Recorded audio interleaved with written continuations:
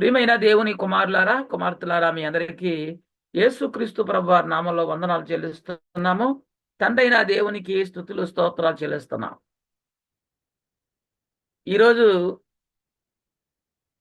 మనం నేర్చుకోబోతున్నటువంటి అంశము బైబిల్ గ్రంథములో క్రీస్తు ధర్మశాస్త్రము ఎక్కడుంది అనే అంశంలో మూడో పాఠమును ఈరోజు మనం ప్రారంభించుకుంటున్నాము. మూడో పాఠం ఏంటంటే ధర్మశాస్త్ర నియామకము ఎప్పుడు ఎక్కడ జరిగింది? ధర్మశాస్త్ర నియామకము ఎప్పుడు ఎక్కడ జరిగింది అనే పాఠమును ఈరోజు మనం ప్రారంభించుకుంటున్నాం. ఇది చాలా అవసరము కలిగినటువంటి పాఠం ప్రతి ఒక్కరికి కూడా. ఎందుకంటే చాలా మంది దేవుడు మోషే ద్వారా ఇశ్రాయేలు ప్రజలకు ఇచ్చినటువంటి ధర్మశాస్త్రం మరి ఎప్పుడు నియమించబడింది, ఎక్కడ నియమించబడింది అనేది చాలా మందికి తెలియని సంగతి. వాక్యానుసారంగా మనం ఈరోజు నేర్చుకోవడానికి ప్రయత్నం చేద్దాం. మనం కొన్ని ప్రశ్నలు వేసుకోగలగాలి. ఎందుకు ఈ మాట అంటే ప్రశ్న వేస్తేనే సమాధానం దొరుకుద్ది మనకి. చాలా మంది సినాయి కొండ మీద దేవుడు డైరెక్ట్ గా రాసేసాడు, మోసేకి ఇచ్చేసాడు అని చెప్పేసి అనుకునేవారు కూడా చాలా మంది ఉన్నారు. అనుకోవడం అంటే అందరూ ఇదే అనుకుంటున్నారు. ఒక యూబీఏలో మాత్రమే ఈ సత్యాన్ని బయటికి తీయడం జరిగింది. మొదటి ప్రశ్న ఏంటంటే దేవుడు మోషే ద్వారా ఇశ్రాయేలులకు ఇచ్చిన ధర్మశాస్త్రం అనేది ఎక్కడ నియమించబడింది? మొదటి ప్రశ్న. దేవుడు మోషే ద్వారా ఇశ్రాయేలు ప్రజలకు ఇచ్చినటువంటి ధర్మశాస్త్రము ఎక్కడ నియమించబడింది? రెండో ప్రశ్న, ఎక్కడ నియమించబడిన ధర్మశాస్త్రమును మోషే ద్వారా ఇశ్రాయేలుకి ఇచ్చాడు దేవుడు?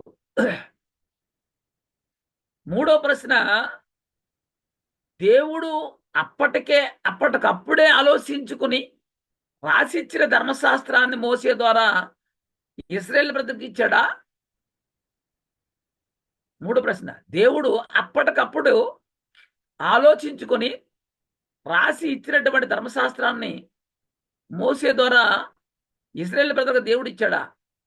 నాలుగు ప్రశ్న, ఎక్కడో రాసిన ధర్మశాస్త్రమును దేవుడు మోసే ద్వారా ఇశ్రాయేలుకి ఇచ్చాడా? ఐదో ప్రశ్న, ఎవరి ద్వారా నియమించబడిన ధర్మశాస్త్రాన్ని మోసే ద్వారా దేవుడు ఇశ్రాయేలుకి ఇచ్చాడు? ఎవరి ద్వారా నియమించబడినటువంటి ధర్మశాస్త్రాన్ని మోసే ద్వారా దేవుడు ఇశ్రాయేలు ప్రజలకు ఇచ్చాడు? ఆరో ప్రశ్న, మోసే ద్వారా ధర్మశాస్త్రము ఇశ్రాయేలులకు ఇచ్చుటకు దేవుని యొక్క అంతర్యం ఏమిటి? ఏడో ప్రశ్న, దేవుడు మోసే ద్వారా ఇశ్రాయేలులకు ధర్మశాస్త్రము ఇచ్చుట్లోను, దాన్ని కొనసాగించట్లోను, దాని అమలు పరిచి కొనసాగించట్లోను, నెరవేర్చట్లోను దేవుని సంకల్పం అనేది ఏంటి? 7 ప్రశ్నలకు సమాధానం మనం చూడగలిగితే ఈ ధర్మశాస్త్రం ఎక్కడ నియమించబడింది, ఎప్పుడు నియమించబడింది అనేది మనకు అర్థమైపోతుంది. ధర్మశాస్త్రం నెరవేర్పు ద్వారా దేవుని సంకల్పం ఏమిటి అసలు? నాడు ధర్మశాస్త్రం కలిగి ఉన్న ఇశ్రాయేలు గొప్పతనం ఏంటి? అలాగే 8వ ప్రశ్న, నాడు ధర్మశాస్త్రం కలిగి ఉన్న ప్రజలు ఏ దేశ పౌరులుగా ఉన్నారు? వారు ఏ దేశ పౌరులుగా కొనసాగుతారు? నాడు ధర్మశాస్త్రం కలిగిన దానిని అనుసరించిన ఇశ్రాయేలు ప్రజల పౌరస్థితి ఎక్కడుంది?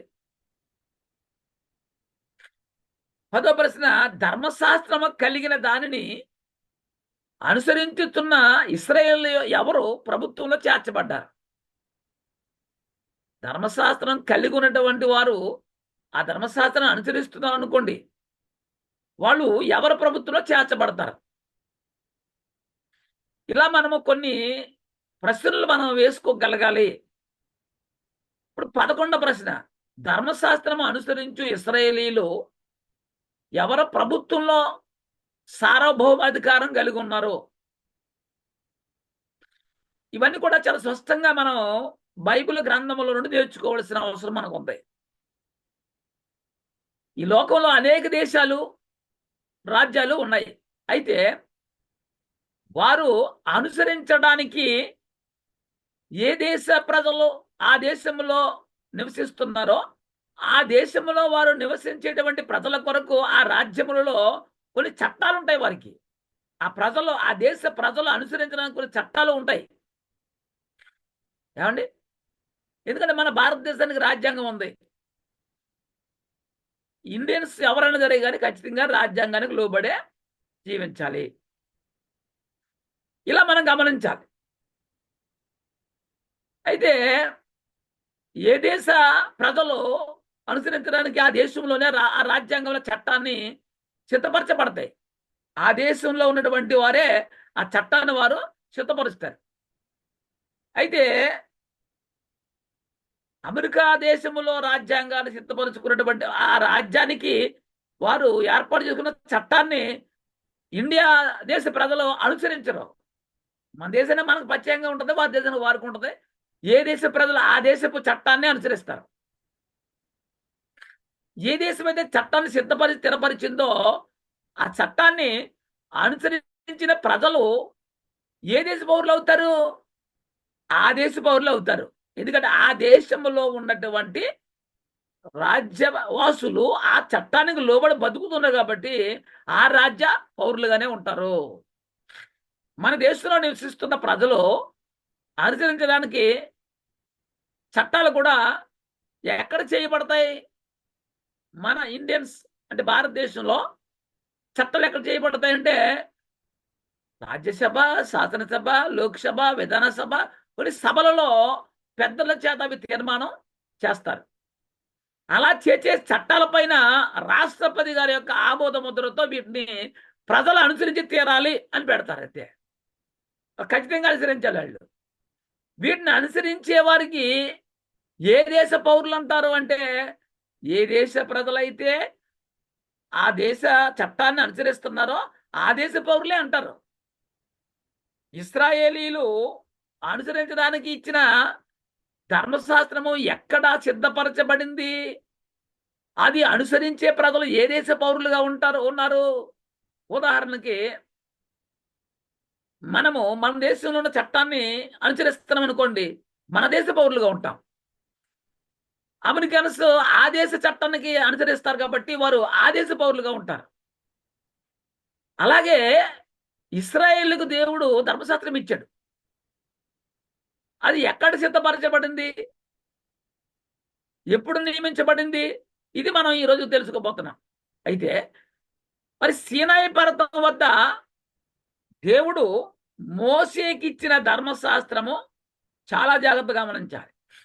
సీనాయి పర్వతం మీద మోసే గారికి దేవుడు ఇచ్చినటువంటి ధర్మశాస్త్రము అప్పటికప్పుడే దేవుడు తన ఆలోచన ద్వారా సిద్ధపరిచి మోసే ద్వారా ఇశ్రాయేలు ప్రజలకు ఇచ్చాడా? ప్రశ్న. అంటే చాలా మంది ఇప్పటికి కూడా అప్పటికప్పుడే దేవుడు మాట్లాడుతూ అనుకుంటూ మోసే గారు దేవుడు మాత్రమే ఆ కొండ మీద ఉండి 40 దినాలు సావాసం చేసి దేవుడు అప్పటికప్పుడే దాన్ని రాసి ఇచ్చేశాడు, అది మోసే పట్టుకొచ్చి ఇశ్రాయేలుకి ఇచ్చాడు అనుకుని చాలా మంది నమ్ముతున్నారు. ఇది కరెక్ట్ కాదు. ఇది వాక్యానుసారం కాదు. ఎక్కడో దేవుడు సిద్ధపరిచిన ధర్మశాస్త్రమును ఇశ్రాయేలుకి ఇచ్చాడు. ఎక్కడో అంటే ఈ సీనాయి పర్వతం మీద కాదు.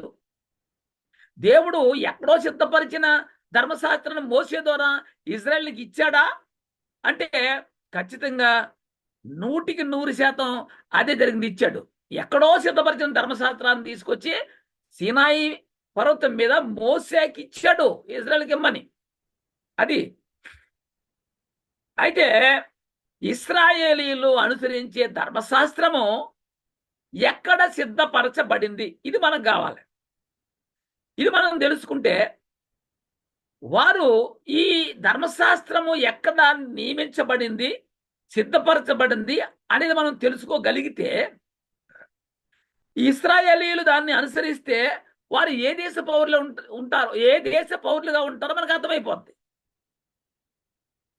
అంటే ఏ దేశంలో సిద్ధపరిచిన ధర్మశాస్త్రాన్ని అనుసరిస్తే వారు ఆ దేశ పౌరులు అవుతారు. కాబట్టి ఇశ్రాయేలీయులు ఎక్కడ సిద్ధపరిచిన ధర్మశాస్త్రాన్ని అనుసరిస్తున్నారు, లేక అనుసరించడానికి వారికి అనుగ్రహించబడింది, ఇది మనకు కావాలి. దీన్ని బట్టి దేవుని ప్రణాళిక ఏమిటి అనేది మనకి అర్థమవుతుంది. దేవుడు మోషే ద్వారా ఇశ్రాయేలులకు ఇచ్చిన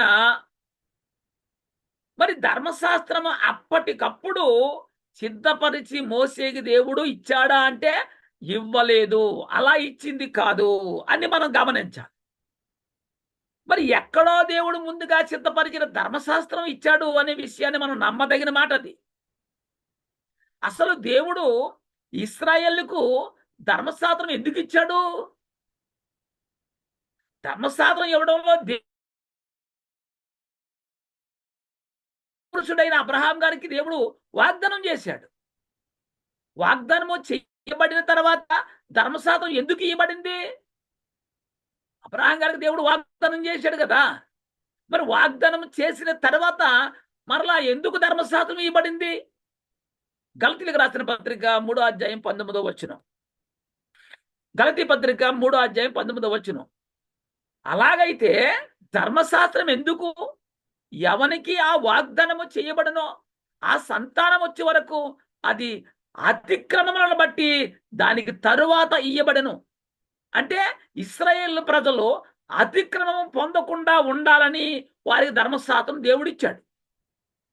తర్వాత ఇక్కడ అద్భుతమైన మాట ఉందండి.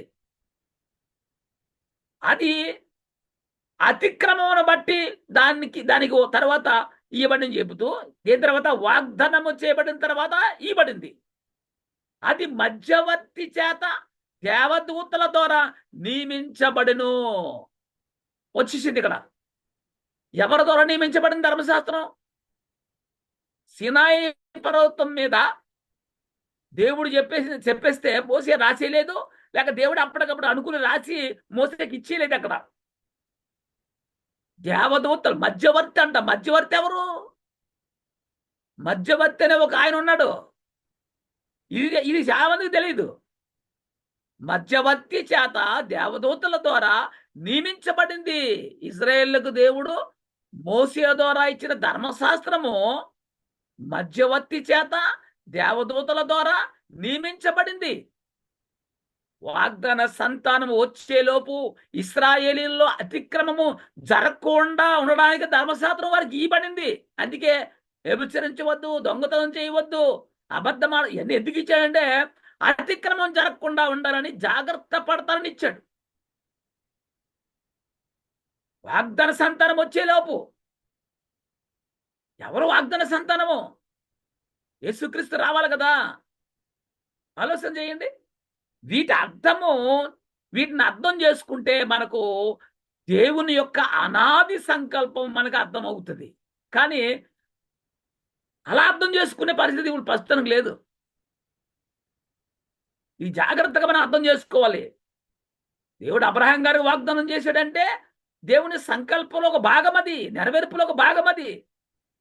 తర్వాత దేవుని ప్రజలు వచ్చారు. వారు అతిక్రమం పొందకుండా వారు జాగ్రత్తగా ఉండాలని వారికి ధర్మశాస్త్రం ఇచ్చాడు. ఇదంతా దేవుని యొక్క సంకల్పము నెరవేర్పులో ఒక భాగము.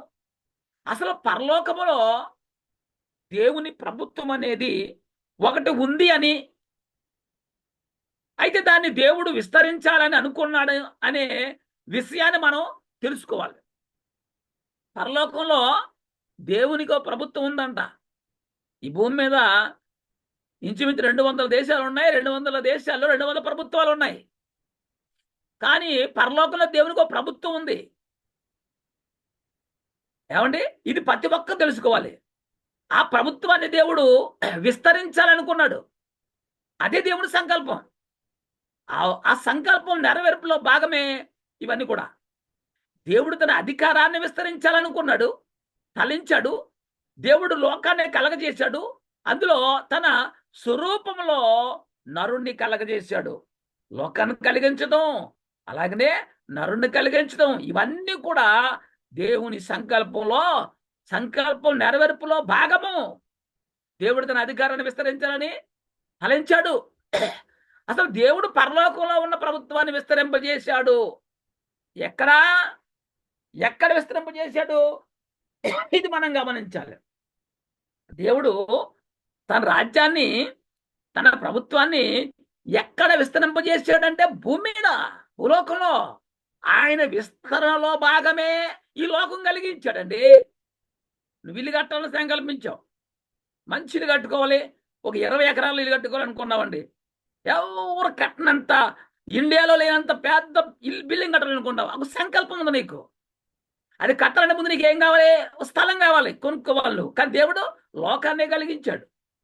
ఆయన సంకల్ప నెరవేర్పులో భాగమే లోకాన్ని నిర్మించడం, కలిగించడం, అందులో మనం ఆదమములు చేయడం. దేవుని తన రాజ్యమును పునఃస్థితి స్థాపన చేయటంలో ప్రధానమైనది వాగ్దానమే. కోల్పోయినటువంటి లేక అంతమైపోయినటువంటి దేవుని రాజ్యం మరలా తిరిగి పునఃస్థితి స్థాపన చేయడమే దేవుని యొక్క ప్రధాన వాగ్దానము. మరి వాగ్దాన సంతానమైన యేసుక్రీస్తు ద్వారా దేవుడు రాజ్యమును తిరిగి స్థాపించి వారిని క్రీస్తు ద్వారా పరలోకం తీసుకొని వెళ్ళి వారిపై దేవుడు అధికారం చేయాలన్నదే దేవుని సంకల్పం. ఇది ఎవరు ఒప్పుకోరు. అసలు ఆయన సంకల్పమే అర్థం కాదు చాలా మందికి. వీళ్ళకు ఉంటాయి సంకల్పంలో. ఏది 100 కోట్లు సంపాదించాలి, ఈ సంకల్పం. 100 కోట్లు సంపాదించాలంటే ఉద్యోగం వచ్చాక లంచాలు పుచ్చుకుని మోసాలు చేసి సంపాదిస్తాడు. ఏమండి? దేవుని సంకల్పం ఉండదా? ఏంటా సంకల్పం? యేసుక్రీస్తు ద్వారా మనల్ని కుమారులుగా స్వీకరించి పరలోకాన్ని తీసుకెళ్లి పరలోకంలో ఆయన మన మీద అధికారిగా ప్రభుత్వం చేయాలనుకున్నాడు. ఇశ్రాయేలీలు పరలోకంలో స్థిరపరిచిన ధర్మశాస్త్రాన్ని అనుసరిస్తూ ఉన్నారు. అంటే దేవుని ప్రజలైన ఇశ్రాయేలీలు ఏ దేశ పౌరులు? వారు అనుసరించేటువంటి ఆ ధర్మశాస్త్రం ఎక్కడ సిద్ధపరచబడింది అంటే పరలోకములో సిద్ధపరచబడింది. కాబట్టి పరలోక పౌరుషత్వం కలిగి ఉన్నారు వాళ్ళు.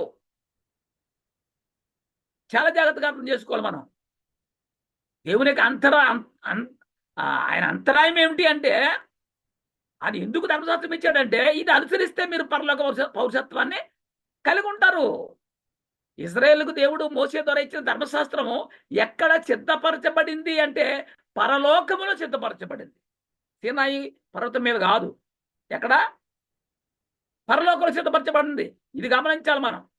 ఎందుకంటే దేవుని కుమారులారా గమనించండి, ఈ యొక్క ధర్మశాస్త్రం అనేది సీనాయి కొండ మీద సిద్ధపరచబడింది. ఇది చాలా మంది అనుకుంటున్నారు, ఇది కరెక్ట్ కాదు. ఎందుకంటే దేవుని పరిశుద్ధ గ్రంథంలో ఉందా అంటే ఉంది. ఎందుకు దాన్ని లక్ష్య పెట్టలేకపోతున్నామంటే సాతాను గడ్డి దుస్తుని మళ్ళెత్తున్నాడు. ఇశ్రాయేలు పరలోకంలో సిద్ధపరిచిన ధర్మశాస్త్రాన్ని అనుసరిస్తున్నారు కాబట్టి వీరు పరలోక పౌరులుగా ఉన్నారు. దేవుడు ఇశ్రాయేలుకు ధర్మశాస్త్రం ఇవ్వడంలోనూ వారు ధర్మశాస్త్రాన్ని అనుసరించడంలోనూ దేవుని అంతరాయం ఏంటి? ఇది అర్థం చేసుకోవాలి మనం. ఏమండి? పాస్పోర్ట్ చేయించుకుంటాడు. ఏమరా నీకు ఎందుకు పాస్పోర్ట్ అంటే ఏమంటాడు? నేను ఫారెన్ వెళ్తాను అంటాడు. ఇది ఫారెన్ వెళ్ళాలంటే ఏం కావాలి? పాస్పోర్ట్ కావాలి.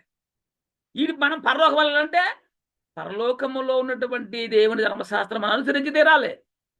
ఇశ్రాయేలుకు దేవుడు మోసే ద్వారా ఇచ్చిన ధర్మశాస్త్రం ఎక్కడ సిద్ధపరచబడింది అంటే పరలోకములో సిద్ధపరచబడింది. పరలోకములో ఎక్కడంటే పరలోకంలో ఎక్కడా? దేవుని సభా పర్వతంపై దేవుని ఆలోచన సభలో సిద్ధపరచబడింది. అంటే పరలోకం, భూలోకంలో నీకు పార్లమెంట్ ఉండొచ్చు, అసెంబ్లీ ఉండొచ్చు, లోక్సభ ఇవన్నీ ఉండొచ్చు, కానీ దేవునికి ఉండవా పరలోకంలో? ఆలోచించు. పరలోకంలో దేవుని సభ ఉంది, సభా పర్వతం ఉంది. ఇండియాకి ఎలా అయితే రాజధాని ఢిల్లీలో మనకి పార్లమెంట్ ఉందో పరలోకంలో కూడా సభా పర్వతం ఉంది, దేవుని సభా పర్వతం ఉంది. దేవుని ఆలోచన సభ, అక్కడ ఆలోచనలు జరుగుతుంటాయి. దేవుని శాస్త్రాలను నియమించే సభ ఒకటి ఉంది పరలోకంలో. అదే దేవుని ఆలోచన సభ. ఆలోచన సభలో అత్యున్నతమైన సింహాసనంపై తండ్రి అయినటువంటి దేవుడు ఉంటే, యేసుక్రీస్తు పరిశుద్ధాత్ములు, ఏమంటే పరిశుద్ధాత్ముడు, ప్రధానులు, అధికారులు, కోటాను కోట్ల మంది దేవదూతలు అక్కడ ఉంటారు ఆ సభలో. అత్యున్నతమైన సింహాసనంపై తండ్రి దేవుడు ఆశీనుడై ఉంటే, యేసుక్రీస్తు పరిశుద్ధాత్ముడు, ఇంకా ప్రధానులు అంటే ఈ లెక్క నుంచి వచ్చారు. దూతలలో నుంచే కొంతమంది ప్రధానుల పోస్టులకి అపాయింట్ చేసుకున్నారు, అధికారులుగా నియమించుకున్నాడు ఆయన. తర్వాత కోటాను కోట్ల మంది దేవదూతలు ఉంటారంట. మరి పై సభలో పై వ్యక్తుల మధ్య నిర్ణయించిన ధర్మశాస్త్రము దేవుడు మోసే ద్వారా ఇశ్రాయేలుకి ఇచ్చాడు. ఇది నమ్మి తీరాలి మనం. అప్పటికప్పుడు దేవుడు సీనాయి పర్వతం మీద రాసి మోసేకి మట్టుకెళ్ళి మోసేని ఇచ్చే అనలేదు అక్కడ. ఇదంతా బైబిల్ గ్రంథంలో ఉంది. క్రైస్తవుల యొక్క పౌరస్థితి ఎక్కడుంది అని బైబిల్ చెప్తుంది. ఈ మాట బాగా చెప్తారు. మరలా మన పౌరస్థితి పరలోకంలో ఉందని చెప్తారు. అంటే నువ్వు ఎక్కడ ఉన్న ధర్మశాస్త్రాన్ని, చట్టాన్ని నువ్వు అనుసరిస్తే ఆ పౌరహత్వం వస్తుంది నీకు. క్రైస్తవుల యొక్క పౌరస్థితి ఎక్కడుందో పరలోకంలో ఉందని బైబిల్ చెప్తుంది. అంటే పరలోకంలో ఉందని బైబిల్ చెప్తున్నప్పుడు ఆలోచించు, ధర్మశాస్త్రం ఎవరి ద్వారా నియమించబడింది? బైబిల్ గ్రంథంలో ఒక చోట ధర్మశాస్త్రం దేవుడి ద్వారా నియమించబడిందని ఉంది, మరొక చోట దేవదూతల ద్వారా నియమించబడిందని ఉంది, మరొక చోట మధ్యవర్తుల చేత నియమించబడిందని ఉంది, మరొక చోట దేవదూతల ద్వారా అని, మరొక చోట మోసే ద్వారా అని నియమించబడి ఉందని ఉంది. దీన్ని మనం ఎలా అర్థం చేసుకోవాలి? ఓ చోట మధ్యవర్తి ద్వారానే ఉంది, మరొక చోట దేవదూతల ద్వారానే ఉంది, మరొక చోట ఇవన్నీ ఎలా అర్థం చేసుకోవాలి మనం? పైన తెలియని వ్యక్తులు రాసిన ధర్మశాస్త్రం వేరే వేరే ధర్మశాస్త్రాలు ఉన్నాయి అనేవారు కూడా చాలా మంది ఉన్నారు. ధర్మశాస్త్రాల్లో ఎన్ని ఉన్నాయండి? 1, 4, 5 ఉన్నాయా?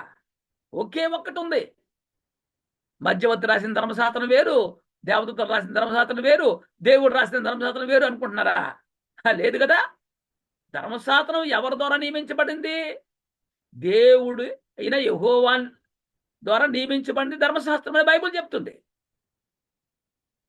చూద్దాం, ఆ సంగతి చూద్దాం. 2వ రాజుల గ్రంథం ధర్మశాస్త్రం గురించి ఎవరు నియమించారో ఇదే బైబిల్లో ఉంది. 2వ రాజుల గ్రంథం 10వ అధ్యాయం 31 చూద్దాం. 2వ రాజులు 10వ అధ్యాయము 31వ వచనాన్ని చదువుదాము. అయితే ఇశ్రాయేలీ వారు పాపము చేయుటకు కారకుడైన యారోబాము చేసిన పాపములను ఏ మాత్రమును విసర్జించని వాడై, ఇశ్రాయేలు దేవుడని యెహోవా నియమించిన, ఎవరు నియమించిన? ఇశ్రాయేలీల దేవుడని యెహోవా నియమించిన ధర్మశాస్త్రమును పూర్ణ హృదయముతో అనుసరించుటకు శ్రద్ధ భక్తులు లేని వాడాయను. ఎవరు నియమించారంట? ఇశ్రాయేలీల దేవుడని యెహోవా నియమించిన ధర్మశాస్త్రం అని ఇక్కడ రాయబడింది. యారోబాము చేసిన పాపాలు యెహో అనుసరించాడు. కీర్తన గ్రంథం 19 కీర్తన 7వ వచనంలో చూడగలిగితే, కీర్తన 19:7 యెహోవా నియమించిన ధర్మశాస్త్రము యథార్థమైనది. ఎవరు నియమించారంటున్నాడు? యెహోవా నియమించిన ధర్మశాస్త్రం యథార్థమైంది అంటున్నాడు. మరి కీర్తన 7:6 కూడా ఏమంటాడు? యెహోవా కోపము తెచ్చుకొని లెమ్మో, నీ విరోధులు ఆగ్రహము నడుచుటకై లెమ్ము, నన్ను ఆదుకునుటకై మేల్కొనుము. న్యాయ విధిని నీవు నియమించి ఉన్నావు కదా. ఎవరు నియమించారు? ఇంతకీ న్యాయ విధి అంటే మీకు అర్థం కాదు. అక్కడ ధర్మశాస్త్రం అని ఉంది, ఇక్కడ ఏముంది? న్యాయ విధిని నీవు నియమించి ఉన్నావు. విధి అన్నా, కట్టడలన్నా, ఆజ్ఞలన్నా, ధర్మశాస్త్రం అన్నా ఒకటే. యెషయా గ్రంథం 33:22, యెషయా గ్రంథం 33:22 యెహోవా మనకు న్యాయాధిపతి, యెహోవా మన శాసనకర్త. ఎవరంట? శాసనకర్త. యెహోవా మన రాజు, ఆయన మనల్ని రక్షించును. 1 రాజులు 2:3 అంటాడు, నీ దేవుడిని యెహోవా అప్పగించిన దానిని కాపాడి ఆయన మార్గములను అనుసరించిన ఎడల నీవు ఏ పని పూనుకున్నను, ఎక్కడ తిరిగినను అన్నింటిలో వివేకముగా నడుచుకొందువు. మోసే ధర్మశాస్త్రంలో రాయబడి ఉన్న దేవుని కట్టడాలను, ఏమన్నాడు? మోసే ధర్మశాస్త్రములో వ్రాయబడిన దేవుని కట్టడాలు ఎవరివయ్యి? దేవునివి. ఆయన నియమించిన ధర్మంతటిని ఆయన న్యాయ విధులను శాసనాలను గైకొనుము. ఆలోచించండి. మోసే ధర్మశాస్త్రంలో దేవుని కట్టడాలు ఉన్నాయి. ధర్మశాస్త్రం మోసే ధర్మశాస్త్రం అని, ఇజ్రాయేల్ ధర్మశాస్త్రం అని, యెహోవా ధర్మశాస్త్రం అని ఏమండి ఒకటే. మొదటి రాజులు 8వ అధ్యాయము 61వ వచనం చూస్తే, మొదటి రాజుల గ్రంథము 8వ అధ్యాయం 61వ వచనం. కాబట్టి ఆయన నియమించిన కట్టడాలను అనుసరించి, ఎవరు నియమించారు? దేవుడు యెహోవా. నడుచుకున్నటకును ఈ దినమందున్నట్లు ఆయన చేసిన నిర్ణయములను చేసుకున్నటకు మీ హృదయము మీ దేవుడి యెహోవా విషయమై సర్వసిద్ధముగా నుండుగాక అంటాడు. ఆయన నిర్ణయాలు, ఆయన ఆజ్ఞలు, ఆయన కట్టడాలు, ఆయన విధులు. కీర్తనల గ్రంథము 25:10 కూడా అంటాడు. 25 కీర్తన 10వ వచనం. ఆయన చేసిన నిబంధనను, ఆజ్ఞలన్నా, కట్టడాలన్నా, విధులన్నా ఒకటే. ఆయన నియమించిన శాసనములను గైకొని వారంటాడు. ఆయన నియమించిన శాసనములు. మొదటి రాజులు 3:14. మరియు నీ తండ్రి అయిన దావీదు నా మార్గముల్లో నడిచి నా కట్టడాలను నేను నియమించిన ధర్మమంతటిని గైకొనున్నట్లు అంటాడు. నా కట్టడాలు, నా విధులు, నా ఆజ్ఞలు ఏమండి ఇవన్నీ కూడా ధర్మశాస్త్రం గురించి రాయబడ్డాయి. మొదటి రాజులు 6:12 కూడా ఏమన్నాడు? ఈ మందిరమును నీవు కట్టించుచున్నావే, నీవు నా కట్టడాలను న్యాయ విధులను అనుసరించి నడుచుకొనిచ్చును. నేను నియమించిన ఆజ్ఞల అన్నింటినీ గైకొనని ఎడల నీ తండ్రైన దావీదుతో నేను చేసిన వాగ్దానం నీ పక్షముగా స్థిరపరిచేదని అంటాడు. విధులు, న్యాయ విధులు అంటాడు. నా కట్టడాలు అంటున్నాడు. ఆలోచన చేయండి. 2వ దినవృత్తాంతాల గ్రంథము 7వ అధ్యాయం 19వ వచనం. 2వ దినవృత్తాంతాల గ్రంథము 7వ అధ్యాయము 19వ వచనం. అయితే మీరు త్రోవ తప్పి నేను మీకు నియమించిన కట్టడాలను ఆజ్ఞలను విడిచి, ఇక్కడ ఏమన్నాడు? కట్టడాలు ప్లస్ ఆజ్ఞలు అంటాడు. విడిచి ఇతర దేవతలను అనుసరించి వాటిని పూజా నమస్కారములు చేసిన ఎడలు అంటాడు. ఈ వచనంలో కట్టడాలన్నా, విధులన్నా, ఆజ్ఞలన్నా ఒకటే.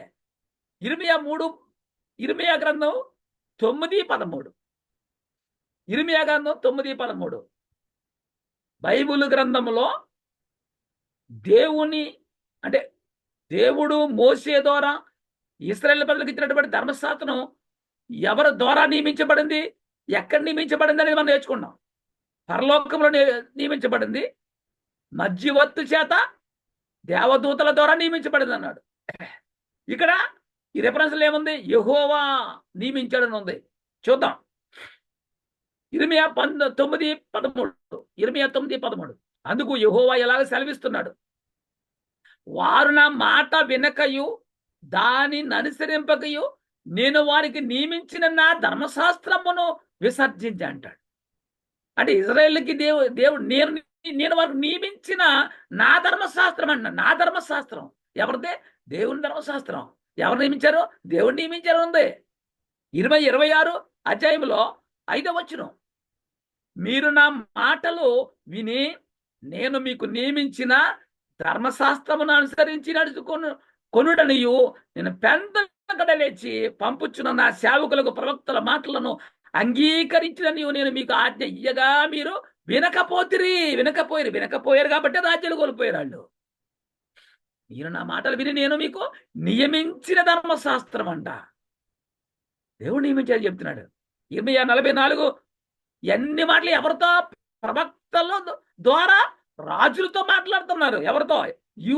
రాజులతో మాట్లాడుతున్నారు అనమాట. 44:10.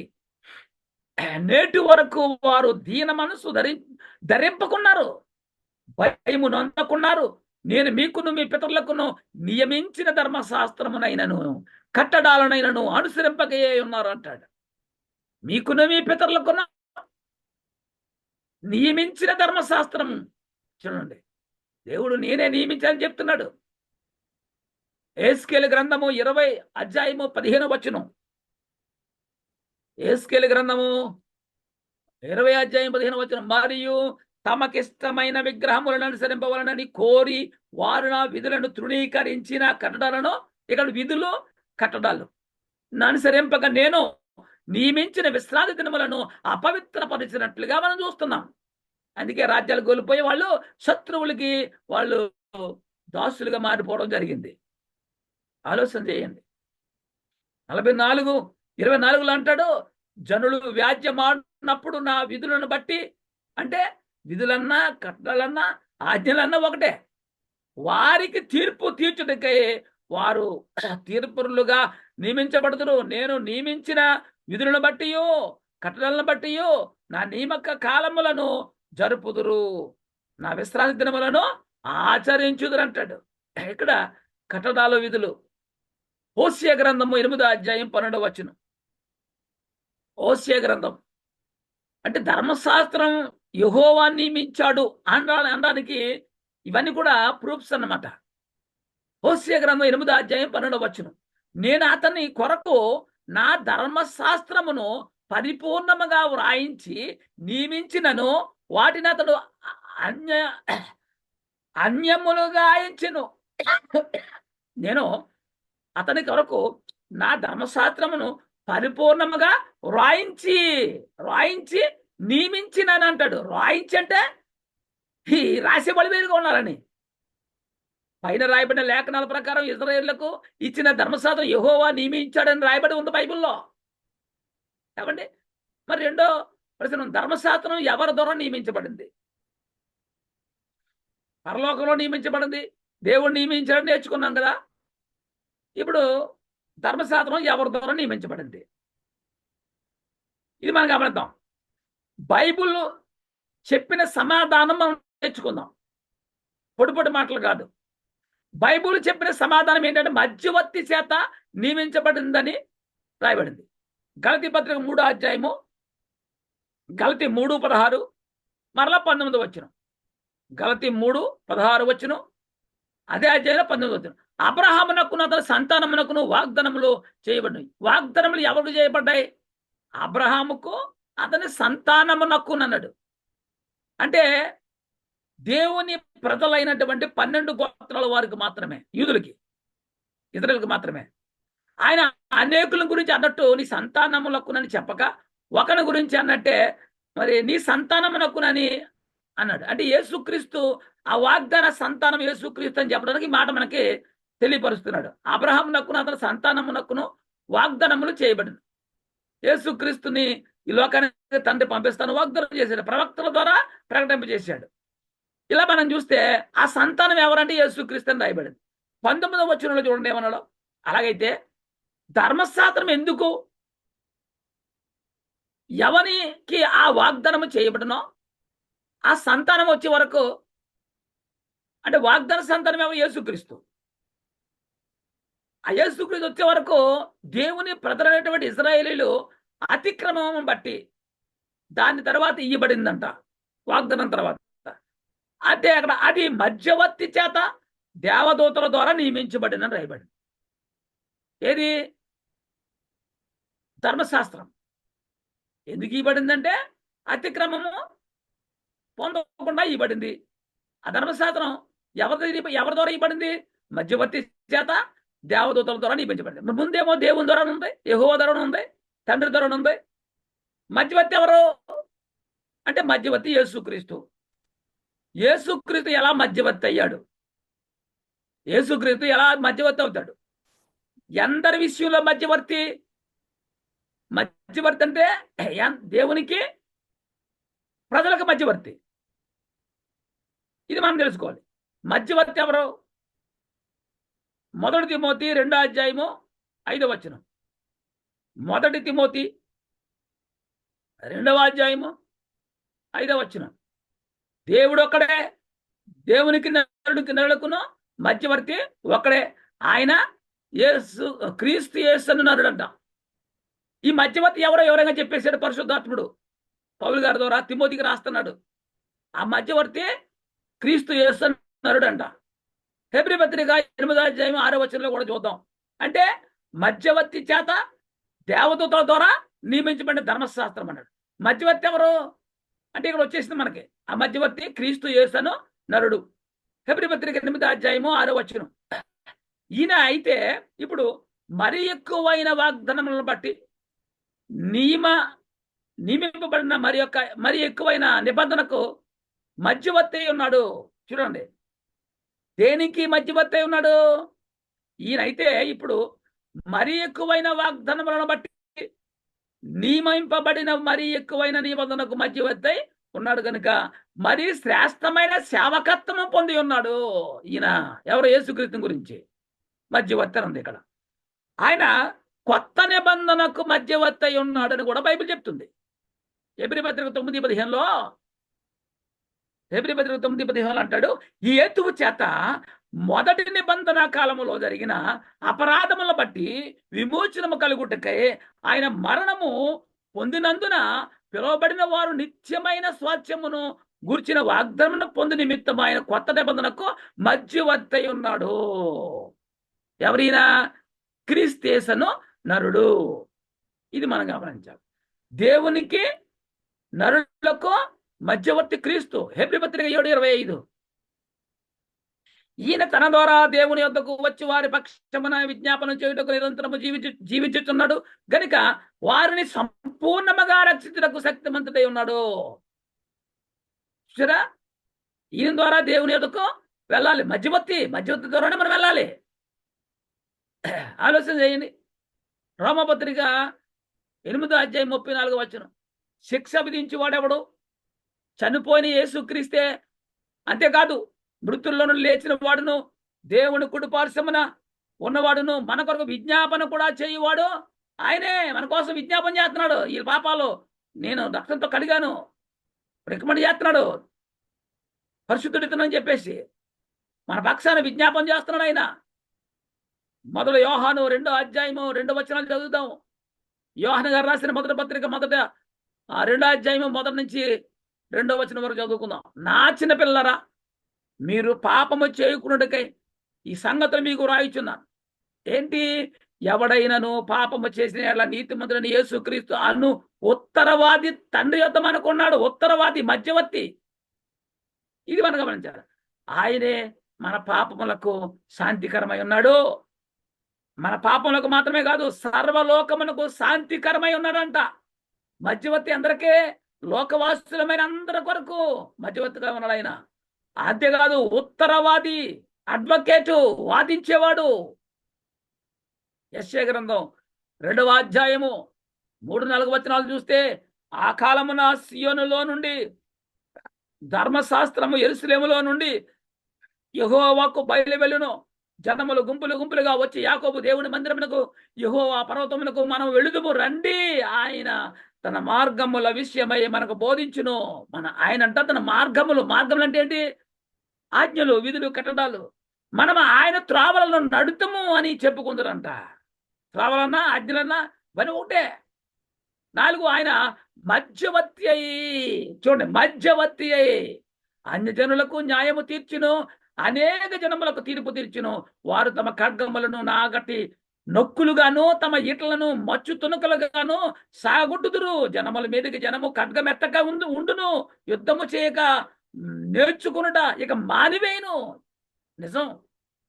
పూర్వం యుద్ధాలు చేస్తేనే రాజ్యాలు ఉండేవి.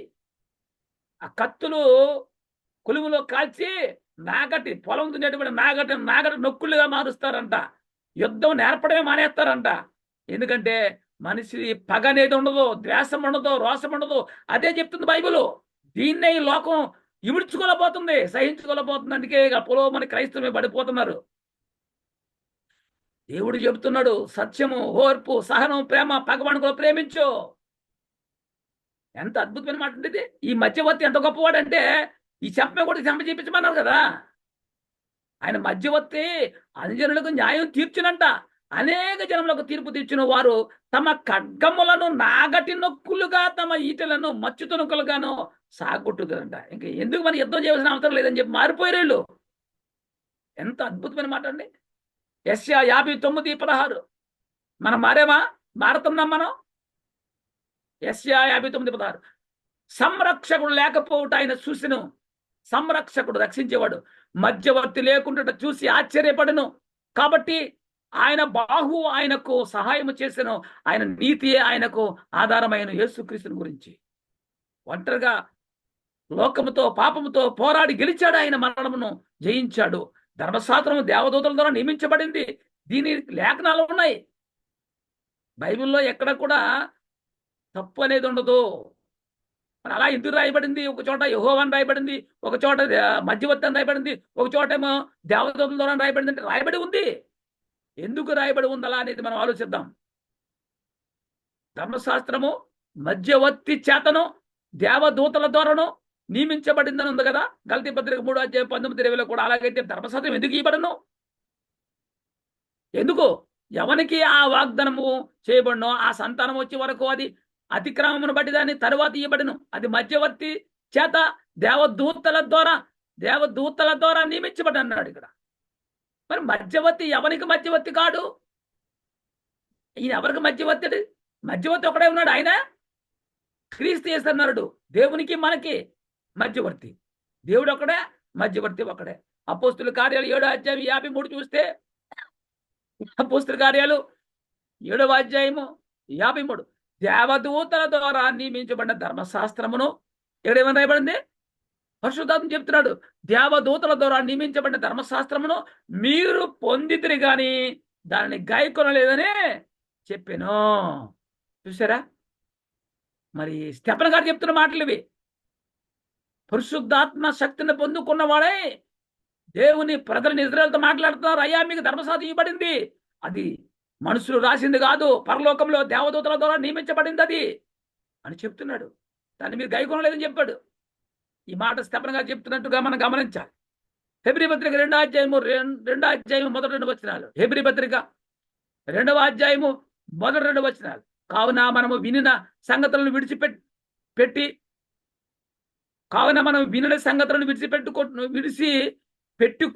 పోనట్లుగా వాటి యందు మరి విశేష జాగ్రత్త కలిగి ఉండవలను. మనము వినిన సంగతులను విడిచిపెట్టి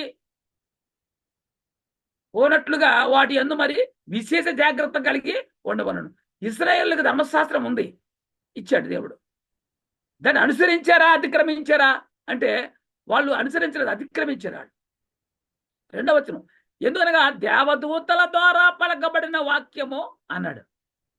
దేవదూతల ద్వారా పలకబడిన వాక్యము సిద్ధపరచబడినందున అతిక్రమము ప్రతి అతిక్రమమును అవిధేయతయు న్యాయమైన ప్రతిఫలం పొంది ఉండగా అని రాయబడింది. 2వ వచనంలో దేవదూతల ద్వారా పలకబడిన వాక్యం అని రాయబడింది.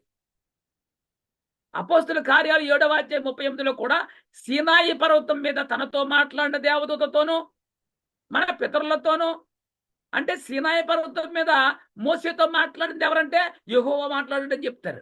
ఇక్కడ ఏమంటున్నారు? ఇక్కడ సీనాయి పర్వతం మీద తనతో మాట్లాడిన దేవదూతతోనూ మన పితరులతోనూ అరణ్యములోను సంగమందు ఉండి మనకిచ్చుటకు జీవాక్యమును తీసుకుని వాడు ఇతడే అంటున్నాడు. మోసేని గురించి చెప్తూ ఉన్నారు ఈ మాట. ధర్మశాస్త్రం ఎవరు ద్వారా నియమించబడింది అంటే మోసే ద్వారా నియమించబడింది అని ఇదే బైబిల్ గ్రంథంలో ఉంది. ఇది కూడా ఉంది. 2వ దినవృత్తాంతాల గ్రంథము 33:8 ఏమని రాయబడింది? నేను మోసే ద్వారా నియమించిన కట్టడాలను విధులను ధర్మశాస్త్రం అంతటిని అనుసరించి నడుచుకున్నట్టుకై వారు జాగ్రత్త పడిన ఎడల అన్నాడు. ఇక్కడ మోసే ద్వారా నియమించిన కట్టడాలను విధులను ధర్మశాస్త్రం అన్నాడు. ఇక్కడ ఇది కూడా ఉంది ఇందులో. మరి ఇది దేవుడు మాట్లాడుతున్న సందర్భం. 2వ దినవృత్తాంతాల గ్రంథం 30:16 వచనంలో కూడా దైవజనుడైన మోసే నియమించిన ధర్మశాస్త్రములోని విధిని బట్టి అన్నాడు. వారు తమ స్థలమందు నిలవబడగా యాజకులు లేవీల చేతిలో నుండి రక్తము తీసుకుని దాన్ని ప్రోక్షించిరంటాడు. ఇక్కడ రాశాడు, ఆ మాట ఉంది. ఇక్కడ మోసే నియమించిన అని ఉంది. ఇక్కడ 2వ రాజుల గ్రంథం 23:25 ఏమనుంది? అతనికి పూర్వమున్న రాజులలో అతని వలె పూర్ణ హృదయముతోనూ పూర్ణాత్మతోనూ పూర్ణ బలముతోనూ యెహోవా వైపు తిరిగి మోసే నియమించిన ధర్మశాస్త్రము చొప్పున చేసిన వాడు ఒక్కడునూ లేదంటాడు. మోసే నియమించిన ధర్మశాస్త్రము అని ఉంది ఇక్కడ. ఎజ్రా 3:2లో కూడా ఏమని ఉంది? ఏమండి?